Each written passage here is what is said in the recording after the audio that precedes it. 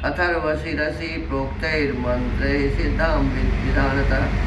महाराज, मैं आपको पुत्र की प्राप्ति कराने के लिए अथर्ववेद के मंत्रों से पुत्रेष्टि नामक यज्ञ करूँगा। वेदोक्त विधि के अनुसार अनुष्ठान करने पर यह यज्ञ अवश्य सफल होगा। देखिए, वेद के मंत्रों से ही पुत्रेष्टि यज्ञ करने का विधान था, या कोई भी कार्य वेद के ही अनुसार किया जाता था। बार बार वेदों की चर्चा आ रही है, लेकिन दुर्भाग्य है कि जिस रामायण में वेद की चर्चा है, वेदों के ही अनुसार सारे कर्म किए जाने की व्यवस्था दी गई है, ऐसा बताया जाता है। उस वेद को पढ़ने का समय हमारे पास नहीं है, उसके प्रति हमारी श्रद्धा अब नहीं रही है। ये दुर्भाग्य है। महर्षि दयानंद सरस्वती जी ने यही देखकर कहा कि वेदों की ओर लौटो। सभी वेद को छोड़ चुके थे और वर्तमान परिस्थिति भी ऐसा ही है। तो हम आप पुनः उस वेदों को समझें, जानें जिस वेद के अनुसार पुत्रेष्टि यज्ञ कराया गया।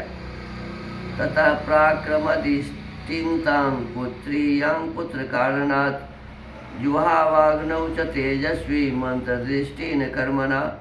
यह कहकर उन तेजस्वी ऋषि ने पुत्र प्राप्ति के उद्देश्य से पुत्रेष्टि नामक यज्ञ प्रारंभ किया और स्रोत विधि के अनुसार अग्नि में आहुति डाली। स्रोत सूत्र है, उसमें अग्निहोत्र करने का जो विधान लिखा है, अतः उसी के अनुसार अग्नि में आहुति डाली। ततो देवाः सगंधर्वाः सिद्धाश्च परमर्षयः भाग प्रतिग्रहार्थं वै संवेता यथा विधि। अब आगे कुछ पाखंड शुरू होता है। अब इसमें कहा गया है कि तब देवता, सिद्ध, गंधर्व और महर्षिगण विधि के अनुसार अपना अपना भाग ग्रहण करने के लिए उस यज्ञ में एकत्र हुए।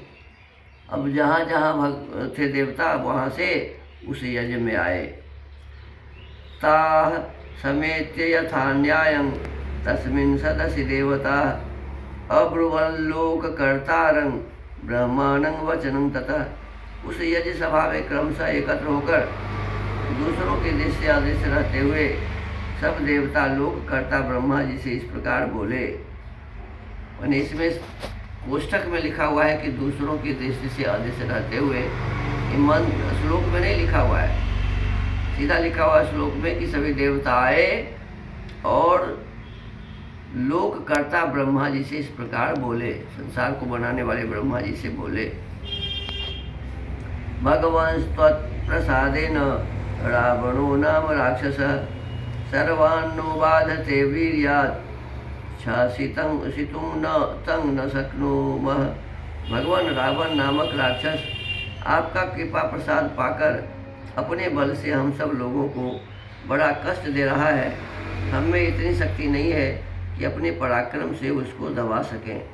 देखिए, अभी तो ऊपर में बताया कि लोककर्ता ब्रह्मा जी, सारे संसार को बनाने वाले ब्रह्मा जी थे। तो ये जो देवता लोग उन्हें बता रहे हैं, ये बात ब्रह्मा जी को स्वयं मालूम नहीं था क्या? और ब्रह्मा जी को जब दूसरा कहेगा तब वो कोई अच्छा काम करेंगे। और जितने भी देवता हैं सबको रावण कष्ट दे रहा था, और वो कष्ट देने का कारण भी ब्रह्मा जी है। तो ये ब्रह्मा जी को पता नहीं था। ये सब बातें सही नहीं है। ये देवताओं का जो ये कहना है ब्रह्मा जी को, ये गलत बात है। त्वया तस्मै वरो दत्तः प्रीतेन भगवंस्तथा तदा मानयन्तश्च तं नित्यं सर्वं तस्य क्षमामहे। प्रभु, आपने प्रसन्न होकर उसे वर दे दिया है, तब से हम लोग उस वर का सदा समादर करते हुए उसके सारे अपराधों को सहते चले आ रहे हैं। बताइए, मैंने कब ब्रह्मा वर दिया था, तब से सारे देवता, रावण अपराध कर रहा है और इसको ये सह रहे हैं। तो अपराध सहना भी तो अपराध ही है, जुल्म ही है। तो इतने दिन से ये देवता लोग जुल्म कर रहे थे। उद्विजयति लोकांश तेनुच्छितान् द्वेष्टि दुर्मति शक्रं त्रिदश राजानं प्रदर्शयितुमिच्छति। उसने तीनों लोगों के प्राणियों का नाक को दम कर रखा है, एक दो नहीं, पृथ्वी लोक, अंतरिक्ष लोक और पाताल लोक, सभी लोगों के जितने भी प्राणी हैं सबके नाकों में दम कर रखा है, माने परेशान कर रखा है। वह दुष्ट आत्मा जिनको कुछ ऊंची स्थिति में देखता है उन्हीं के साथ द्वेष करने लगता है। देवराज इंद्र को परास्त करने की अभिलाषा रखता है। मैंने रावण के बारे में कह रहा है कि वो देवराज इंद्र को परास्त करने की अभिलाषा रखता है। तो जब सबको दुख दे रहा है तो इंद्र को भी तो दुख ही दे रहा है। इंद्र भी उसमें भी उस देवता में शामिल था।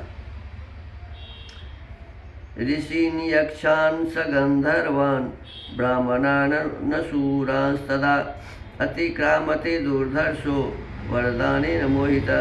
आपके वरदान से मोहित होकर वह इतना उद्दंड हो गया है कि ऋषियों, यक्षों, गंधर्वों, असुरों तथा ब्राह्मणों को पीड़ा देता और उनका अपमान करता फिरता है। मैंने सबको दुख दे रहा है।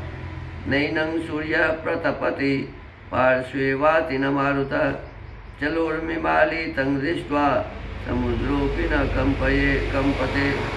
सूर्य उसको ताप नहीं पहुंचा सकते। ये झूठ बात है कि नहीं है? मैंने ऐसा भी हो सकता है क्या कि सूर्य की गर्मी किसी को न लगे? सूर्य उसको ताप नहीं पहुँचाने, रावण को सूर्य ताप नहीं पहुंचा सकता था।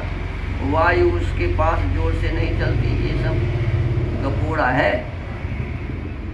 वायु उसके पास जोर से नहीं चलती तथा जिसकी उत्ताल तरंगे सदा ऊपर नीचे होती रहती हैं, वह समुद्र भी रावण को देखकर भय के मारे स्तब्ध सा हो जाता है। माने समुद्र जड़ पदार्थ है, समुद्र को क्यों डर होगा किसी से? उसमें कंपन नहीं होता। तन्महन्नो भयं तस्मात् राक्षसात् घोर दर्शनात् बधार्थं तस्य भगवन् नृपायं कर्तुमर्हसि। वह राक्षस देखने में भी बड़ा भयंकर है, उससे हमें महान भय प्राप्त हो रहा है और देवता को राक्षस से भय प्राप्त हो रहा है। बताओ। अतः भगवान, उसके वध के लिए आपको कोई ना कोई उपाय अवश्य करना चाहिए। तो ब्रह्मा इसका मतलब समझदार नहीं थे, इसीलिए वर दे दिए। इतना लंबा समय से लोगों को दुख दे रहा है, लेकिन उन्हें ये कोई खोज खबर देवता का ये नहीं लेते। और अब जब देवता लोग कह रहे हैं तब ब्रह्मा को शायद अब समझ में आएगा कि भाई ये तो मैंने अच्छा नहीं किया। अब आगे जो श्लोक हैं अब उसमें ये बताया जाएगा कि रावण को मारने का क्या विधि है। तो आज के स्वाध्याय के क्रम को यहीं विराम देते हैं। ओम।